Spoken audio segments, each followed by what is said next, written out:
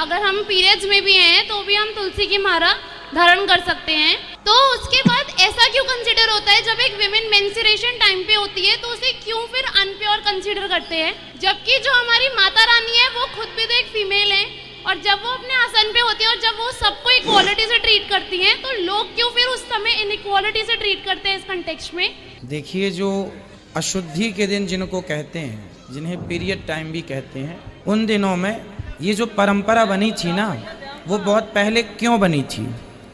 जब महिलाएं मासिक धर्म में होती हैं तो उनको कहा जाता है कि आप आराम कीजिए, घर पे रहिए, घर से बाहर ना जाइए, काम ना कीजिए, भोजन ना बनाइए, है ना। ये बातें तब कही गई थी जब हमारे देश में जब महिलाएं घर का काम करती थीं। उस समय पहनने के लिए कपड़े नहीं होते थे। उस समय जो आज व्यवस्थाएं स्त्रियों के पास हैं वो पहले ये व्यवस्थाएं नहीं थी जो आज के दौर पे हैं।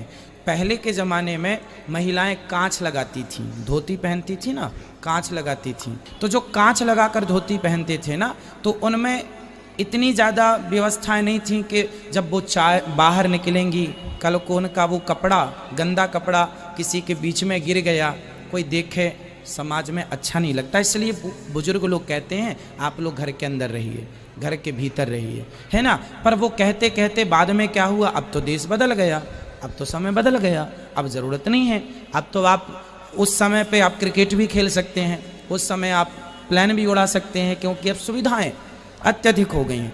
तो वो उस ज़माने की बात थी, अब हम उसे अपडेट कर सकते हैं, आज के हिसाब से उसे चेंज कर सकते हैं इन व्यवस्थाओं में। चूँकि उन दिनों में जो गंदा ब्लड होता है महिलाओं का वह बाहर होता है, इसलिए बुजुर्ग लोग ये कहते हैं कि आप किसी के संपर्क में ना रहो, मीन्स सबसे दूर रहो, घर में अकेले रहो, मीन्स पति से, पुत्रों से थोड़ा सा दूरी, इसलिए क्योंकि आपके आसपास बहुत सारे बैक्टीरिया, बैड बैक्टीरिया हो सकते हैं।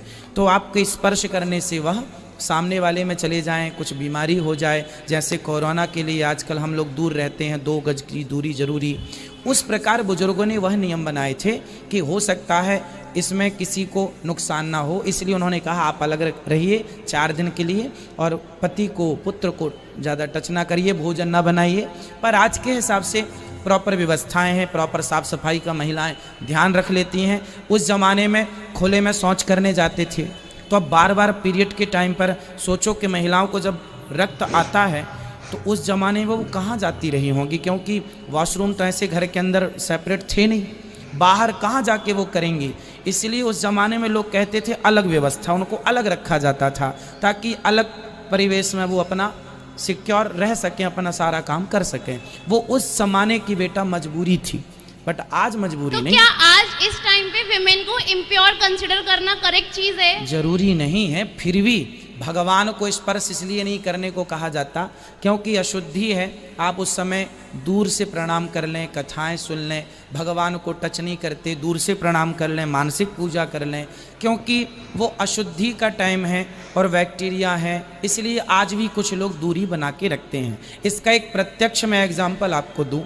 जो महिला पीरियड से होती है, यदि उस महिला से आप अचार बनवाएंगे, आप प्रैक्टिकल करके देखना, पीरियड वाली महिला से यदि आज भी आप अचार बनवाएंगे तो उसके हाथ का अचार खराब हो जाएगा। But how it could be possible, like science तो ये चीज नहीं मानता ना कि ये कैसे साइंस ही तो बोल रहा हूँ मैं साइंस ही तो बोल सकता है। ये कोइंसिडेंस भी तो हो सकता है कि जनरली कुछ एटमॉस्फेयर ऐसा हो गया जिस वजह से वो खराब हुआ। कोई बात नहीं, आप प्रैक्टिकल कर लो ना, आप प्रैक्टिकल कर लो ना, आप दूर है ना अचार दूर है।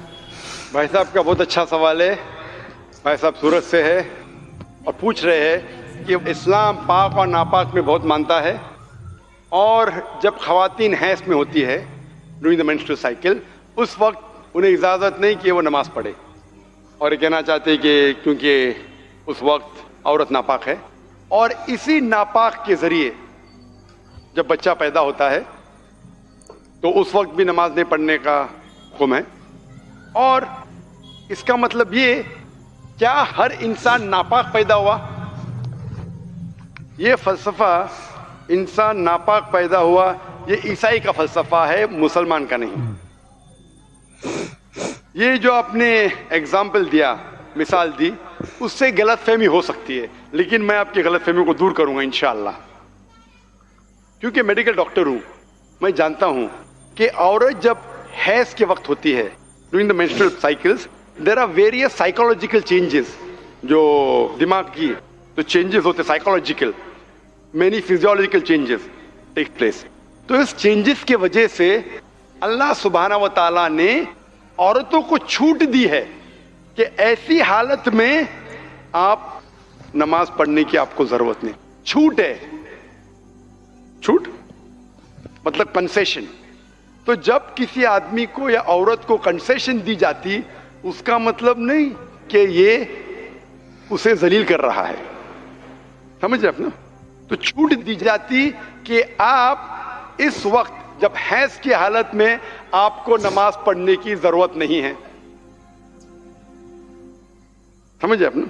तो उसी तरीके से ये कहना कि इंसान नापाक पैदा हो बिल्कुल गलत है, क्योंकि अल्लाह के रसूल की हदीस भी है, हम जब पैदा हुए, जो कुरान की आयत है, हम पैदा हुए मनी से, semen, ovum as well as sperm, मिलके जाइगोट हो जाता है। इसको हिंदी में क्या कहते हैं, उर्दू में क्या कहते हैं, जरा मेडिकल जो स्टडीज किया मैं अंग्रेजी में किया हूं। तो mean sperm and ovum meet, it's called as zygote. आप समझे ना। तो उसका मतलब हमें जब मनी निकलती है, हमें नहाना फर्ज है, लेकिन उसका मतलब ये नहीं कि मनी नापाक है। जब हम बिस्तरी करते हैं, जो जहनी हालत होती है वगैरह, उसके वजह से नहाना जरूरी है नमाज पढ़ने के पहले। उसका मतलब ये नहीं कि मनी नापाक है। कुरान और हदीस में कहीं भी नहीं लिखा है कि मनी नापाक है, लेकिन अक्सर लोग गैर मुसलमान भी समझते हैं कि मनी नापाक है। मनी नापाक नहीं है। एक हदीस अल्लाह के रसूल की कि एक शख्स हम बिस्तरी करने के बाद वो मनी कपड़े पे गिर जाती है, तो अल्लाह के रसूल ने कहा कि उस मनी को खींचो, मतलब वो जब ड्राई हो जाता है उसे निकाल दो, बस काफी है। तो ये कहना कि मनी नापाक है, ये हमारी गलतफहमी है। मनी नापाक है ही नहीं, क्योंकि मनी से हम पैदा होते। तो इसी तरीके से ये सोचना कि इंसान नापाक पैदा हुआ बिल्कुल गलत है। ये ईसाई की सोच है, man is born in sin, human me.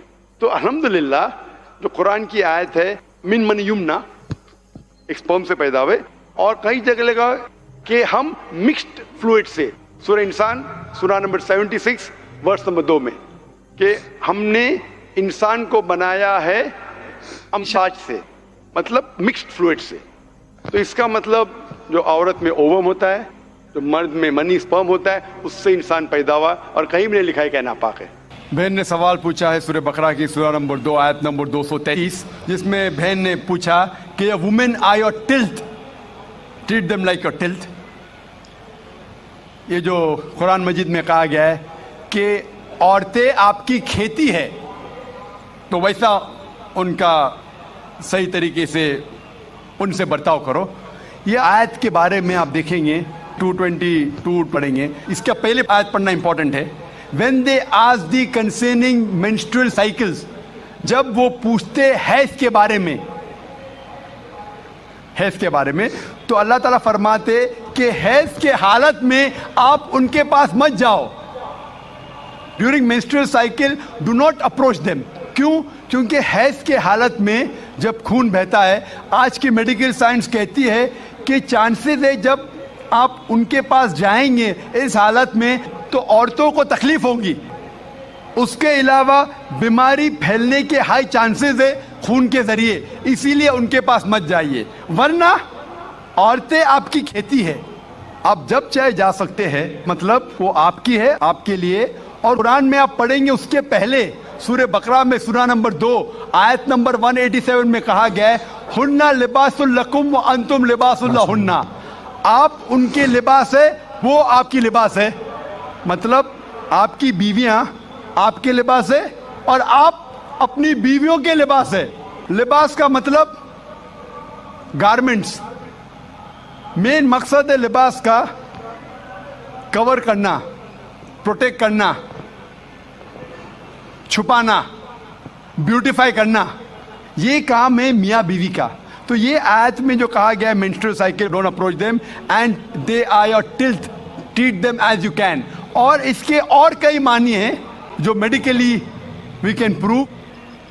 A land, जब हल चलाते हैं तो हल चलाने के लिए आपको पता है कि बैल के पीछे एक सख्त चीज होती है, लकड़ी। उस तरीके से आप, there are various different meaning that be careful. जो जमीन रहती है it is very soft, the soil is soft. संभाल के आप ट्रीट कीजिए, संभाल के उनके पास अप्रोच कीजिए। तो कई माने हैं, कई तफसीर है, ताकि आप औरतों को ख्याल रखें और उनके साथ अच्छे तौर तरीके से पेश आइए। Hope that answers the question. जी तो नाजरीन, ये